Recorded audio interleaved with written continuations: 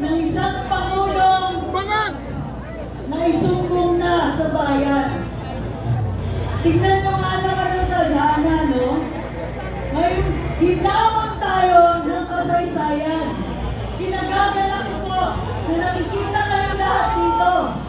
Kasi kayo po ang sumagot sa hamon na ito.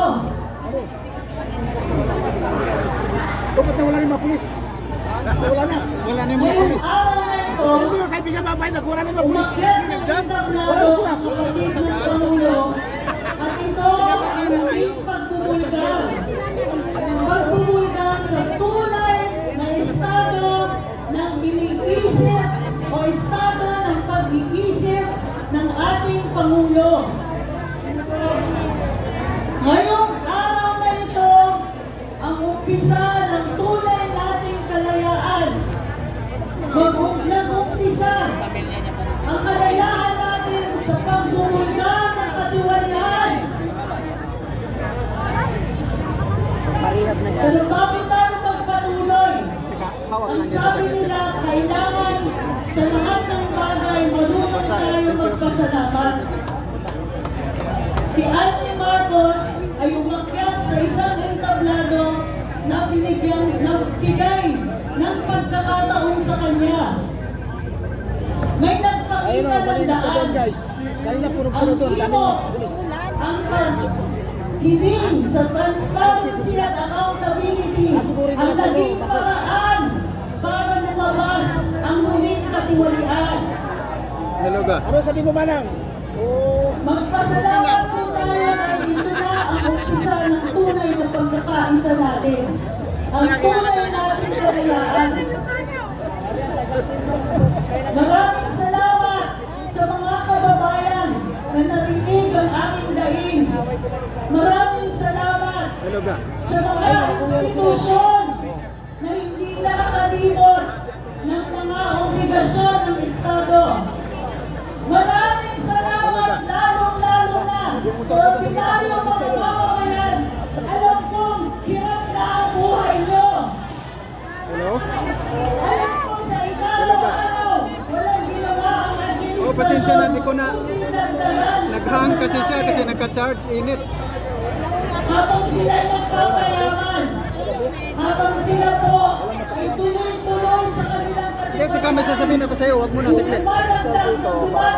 May sasabihin ako sa'yo, saglit, pakinggan mo lang ha, di kita gaano marinig eh. Makinig ka ha. May breaking news kasi ngayon, kaya medyo nagkakagulo kasi itong si Jaime Marcos nagsasalita dun sa Luneta, sinabi niya maliit pa lang sila, adik niya si BBM.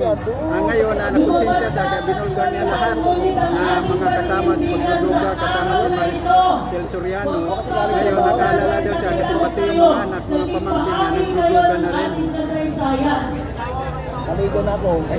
Kaya sabi nga ni Jaime, ito ba'y coincidental daw ba? Kasi yung tatay niya, nung naging 68, pinalis ng Pilipinas. Ngayon daw, bukas, ngayon daw si Bongbong mag-68 na rin daw. Tapos bukas, November 18, yan yung panahon kung saan ni PRRD, yung tatay na Marcos. Kaya parang hindi aabot yung katapusang buwan na to kasi inantay na lang ito mag-withdraw support itong mga military.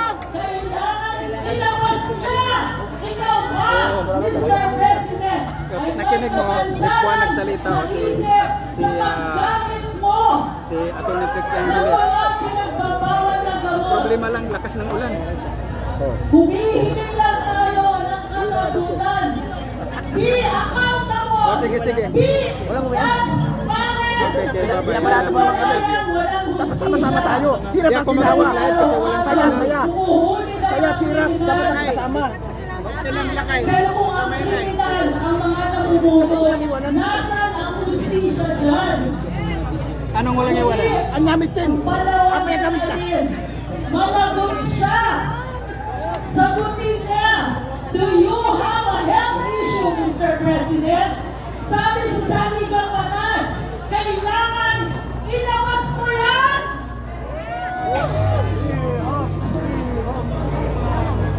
Sabi sa Saligang Batas, Bawal itago kapag may sakit. Bawal ang lahat ng krimen nila nagagawa nila kasi tinatago. Ang lahat ng mga problema ng bayan lumalaki dahil tinatago. Ang hiling lang natin, magsabi kayo ng totoo. At kung totoo man na mayroon kayong problema sa inyong kalusugan, Abang Sagoro mula sa Farmers Representative po ng BARN, Council of the India po sa Mindanao. Bilang magsasaka po, ang sa amin po mga magsasaka, ipinapaabot natin sa sambayan ng Pilipino ang hinahin natin na tayo ay mga magsasaka. Hirap na tayo, lubog na tayo sa baha. Andyan pa yung korupsyon. Lubog na rin tayo sa utang. Nang dahilan na hindi kami makakabangon, mga anak namin, nahihirapan sila sa pag-aaral nila. Kaya ninanakaw pa ang kaban ng bayan na ilang tao lang ang nakikinabang. Mga kapatid ko, sambayan ng Pilipino at mga kasandarawan at mga kapulisan natin, ay kayo ay hindi namin kalaban.